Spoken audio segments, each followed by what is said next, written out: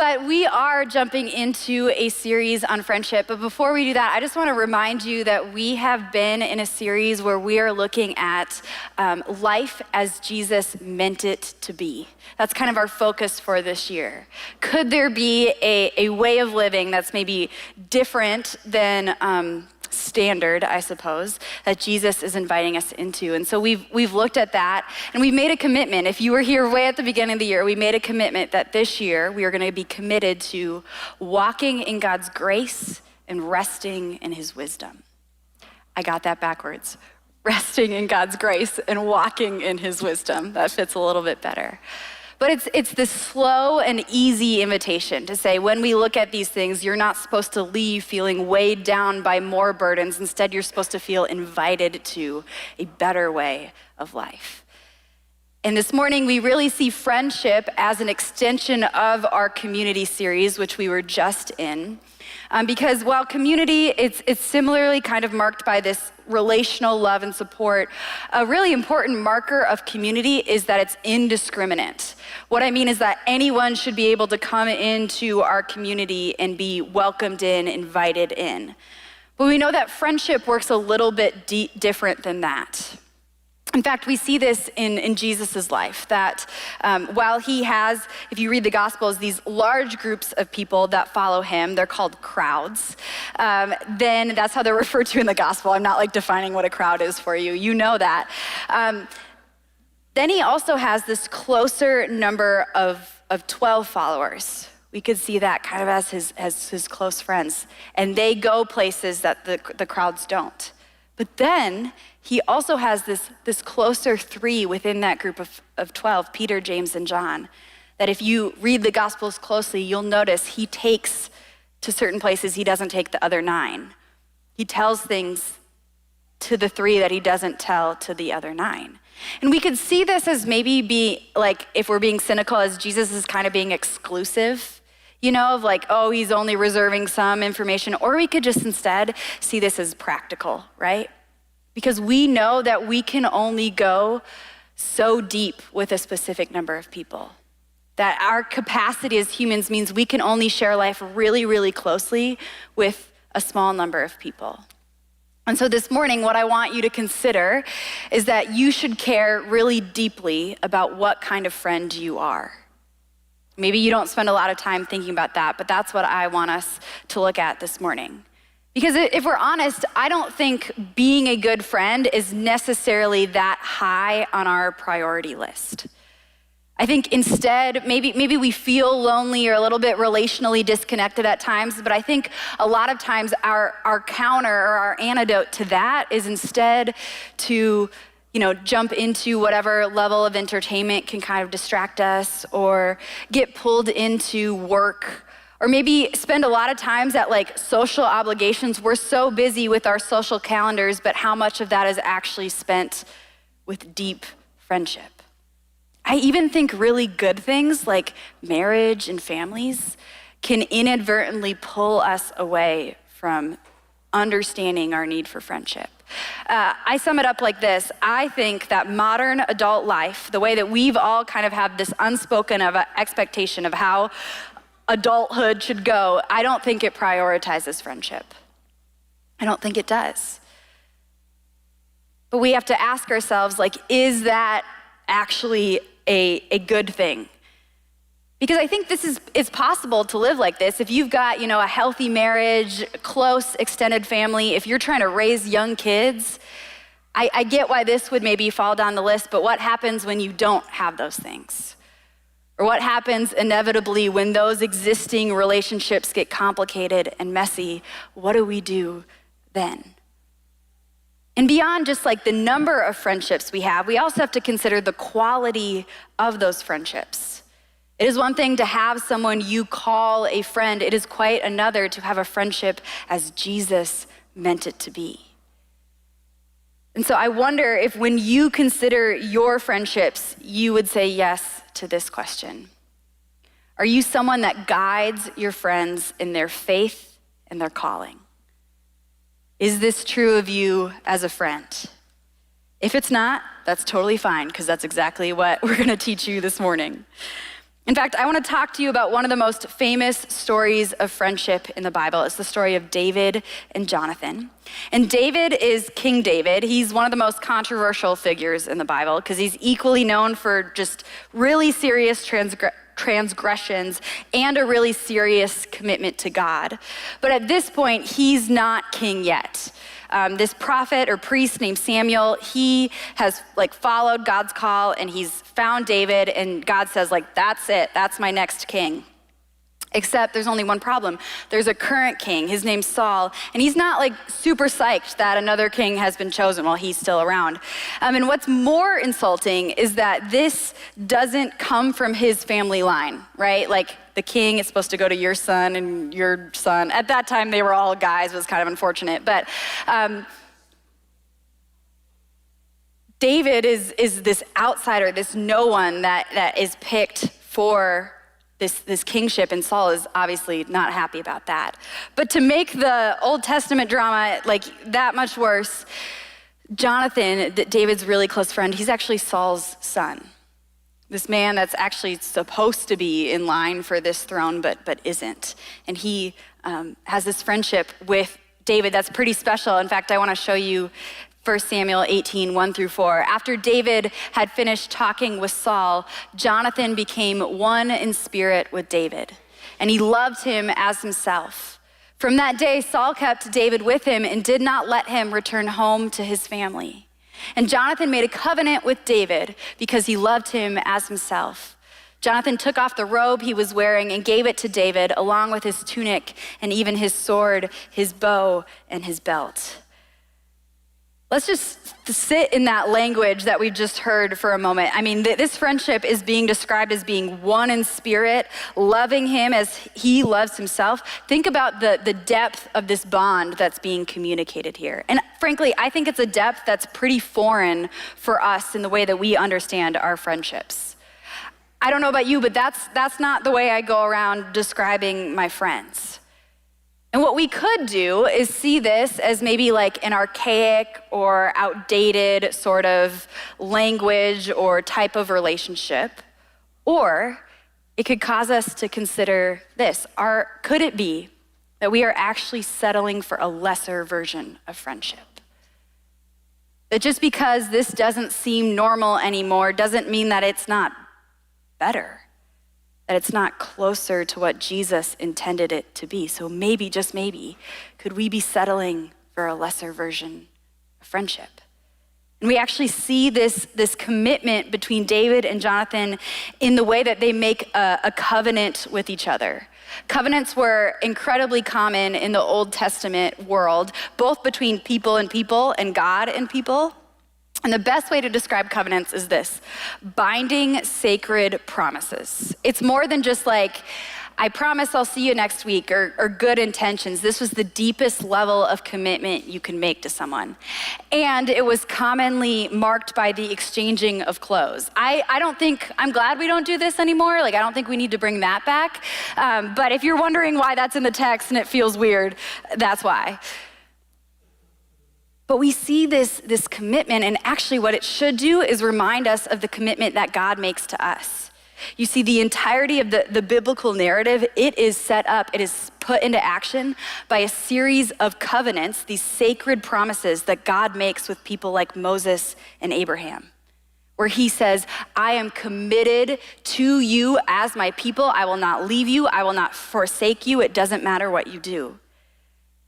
And so we can understand, knowing that, the level of commitment that Jonathan and David have for one another, and that when they are making a covenant with each other, they are actually mirroring, it's such a hard word for me to say, the faithfulness of God to each other. And would we be willing to take our friendships as seriously as this? Because if we do, it will require us to be known on a deep level, which can be really scary, can it? I mean, I think most of us honestly don't even have a category for this type of relationship outside of marriage. That marriage is that relationship where we recognize kind of intimacy and vulnerability on a deep level. But marriage isn't the only space in which we are designed to be known on a deep level. And I get it, right? Vulnerability is a big struggle. In fact, it's kind of one of the things I'm particularly bad at. I'm very good at just projecting the image that I want everyone to see. And so a few years ago, I'm like, I gotta work on this. And I heard a quote a while back. I don't know, I didn't make it up, someone else did, but it said, not everyone has to know everything, but someone has to know everything. And that really resonated with me, and it was kind of like my guiding force as I was trying to be more vulnerable, to say, okay, I don't have to start sharing everything with everybody, but I gotta find someone that can know everything. And for me, that was my friend Julia. She used to live here. She lives in Arizona right now, but for the past 4 or 5 years, we have been having deep, intentional conversations with each other. And I can remember moments over the years where even though Julia is the safest person in the world to me, I was so scared to talk to her. I remember I had went on a date a few years ago. I'm not gonna give you any more details than that because you're not Julia.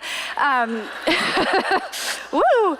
But that happened, okay? And I have to tell her about some stuff. And I'm sitting across the table from her, and there is this there's this piece in my brain that's like, don't say this. You don't want to say this. You for sure don't want to share this, because if she knew you like this, she probably won't love you this much. Like, it sounds so stupid, doesn't it? But isn't this what happens to our brain when we are getting ready to expose ourselves, to share a part of ourselves that we're not particularly proud of? And so I'm sitting across from her, and for a moment, it kind of feels like I'm gonna die.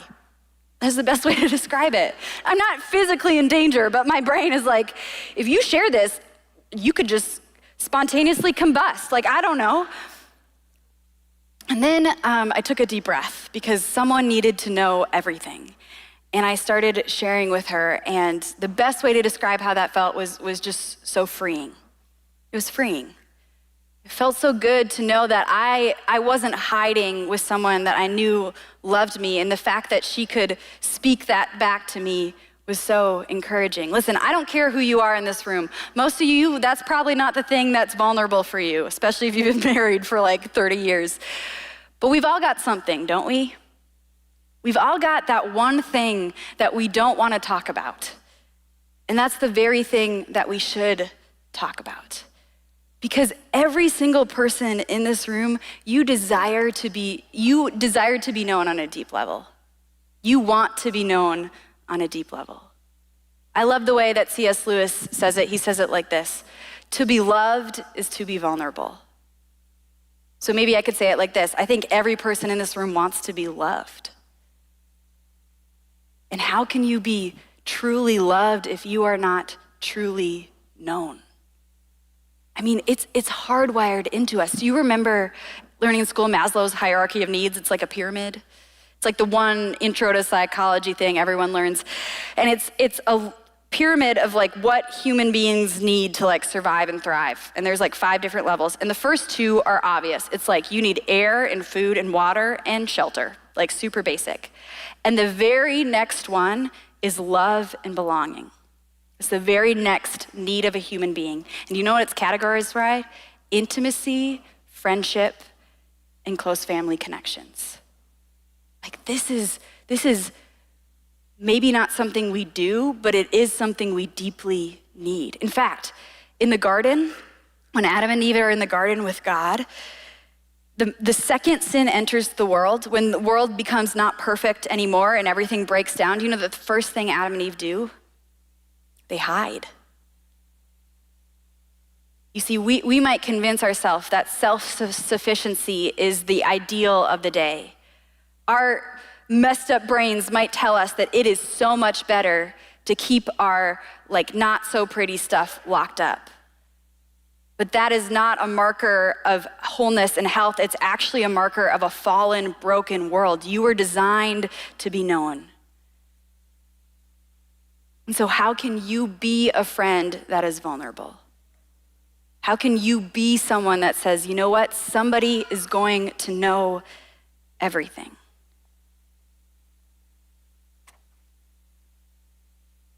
And I wonder if we could just, consider some of these questions for ourselves, like this. How often do you share the highlight reel of your family? with your friends instead of the thing that's been hard at home lately? When your friends ask you how you're doing or you ask them, how often do you hear, good, fine, tired, busy, instead of actually sharing the thing that you've been hoping for and are really excited about lately? Or maybe that one thing that as soon as everything gets quiet, pops into your mind. How often do you avoid faith conversations with your friends, even though it's a really big part of your life? How often do you settle for those exact same sorts of answers from your friends as well? To be loved is to be known. To be loved is to be vulnerable, and that is friendship as Jesus has meant it to be. But I'm gonna let you off the hook for a moment. We're gonna jump back to Jonathan and David. You see, their friendship keeps going even though Saul is very sure now he wants to kill David. He's decided on that. And so they kind of have this back and forth thing. At one point, Jonathan goes to his dad, Saul, and they have this huge, big argument.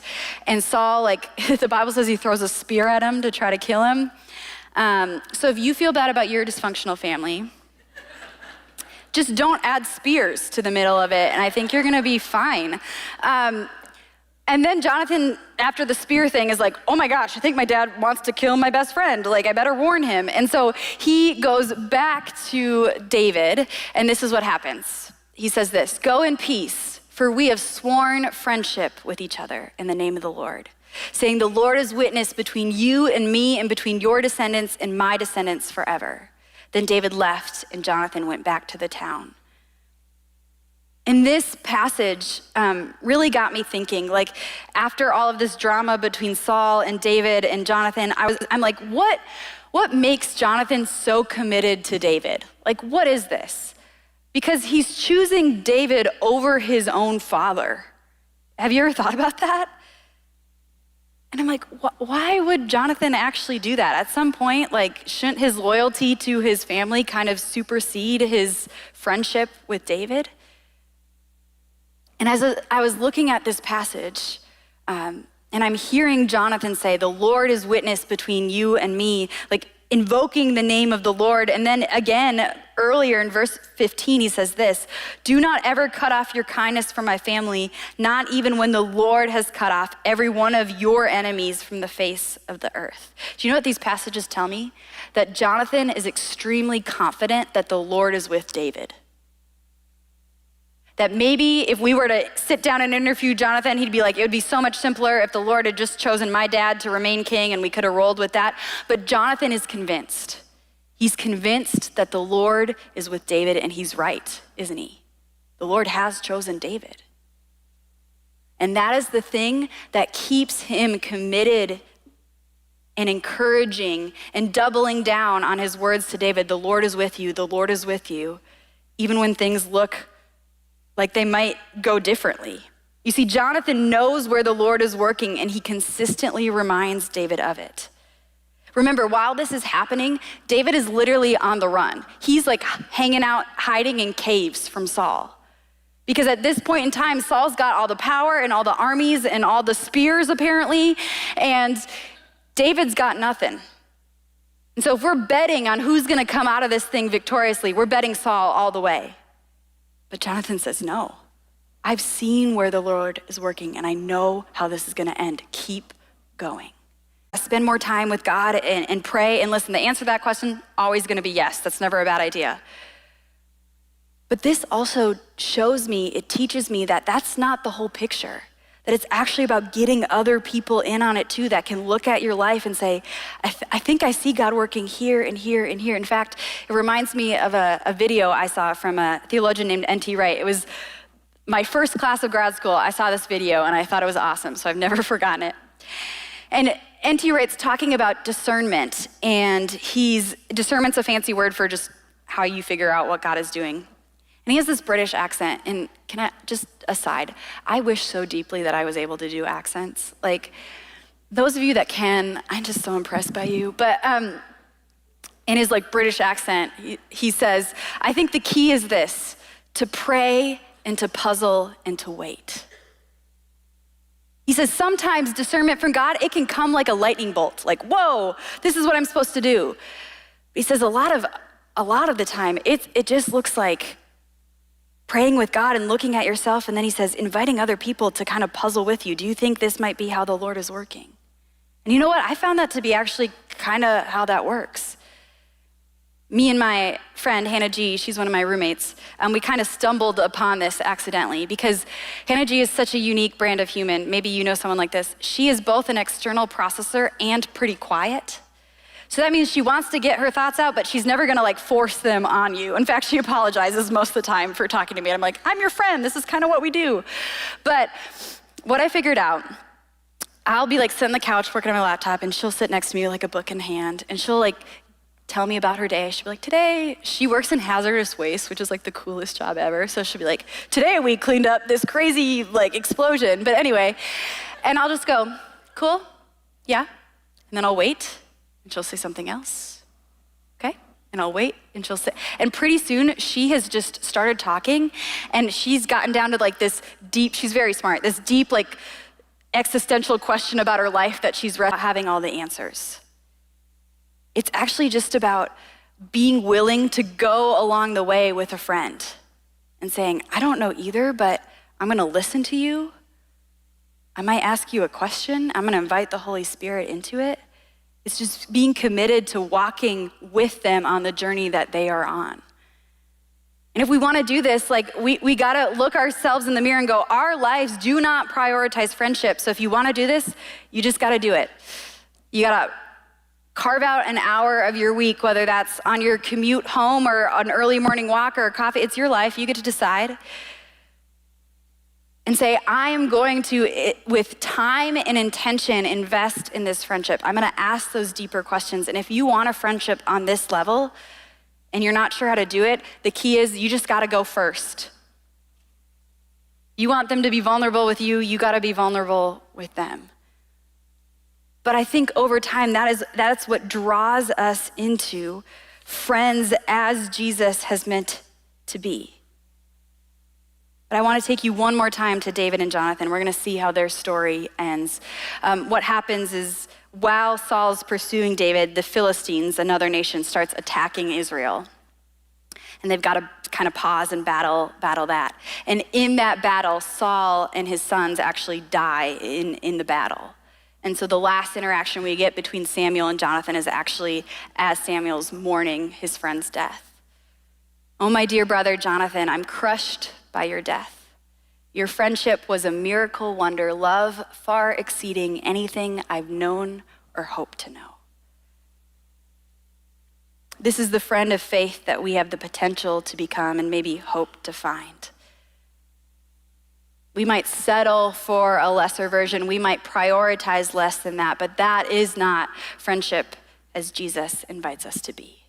And you might be sitting here kind of like me. When I write my own sermons, I kind of use a rule of thumb, if I'm not convinced by it, you're for sure not convinced by it.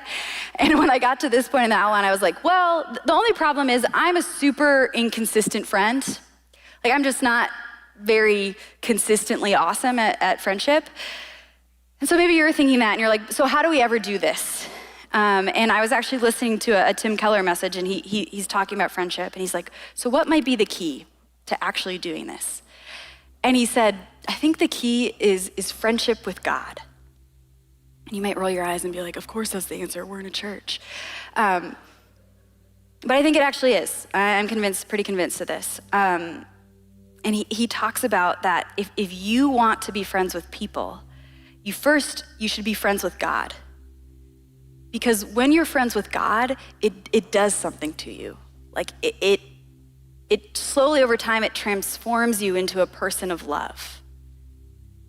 And I don't know about you, but I think most people, they want to be friends with a person of love. And the best way that I can understand or describe friendship with God is actually what I think about when I think about God. And I'm gonna actually invite you to do that this morning. So if you would, just close your eyes for me. And I want you to picture God, and don't get too tied up in the details, whatever comes to your mind first is fine. But picture you're sitting there with him. And I want you for a moment to think about God's posture. Is he like far away? Is he close? Is he angry? Is he happy? Is he inviting? What is that posture like? And knowing that Jesus calls us friends. He literally says that in the scripture. He calls you a friend. If your picture of God is anything but what it would feel like to sit down with a friend who you haven't seen, an old friend,